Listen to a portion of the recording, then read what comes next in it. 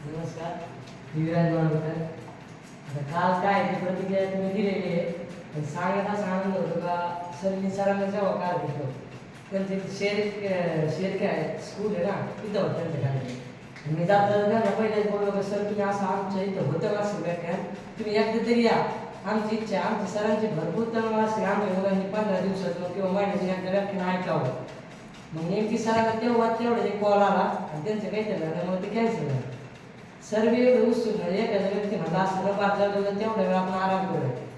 पण सर लगेच मला बोलले का मग तुमचं हॉस्टेल कुठे आहे, काय आहे त्या दिवशी माहिती होती. 9:30 वाजले होते तरी सुद्धा सर त्यांना कॉलेज होते तिथं जायचं तिथून, तरी सर म्हणलं थांबा. सरिता आली ते खाली थांबली.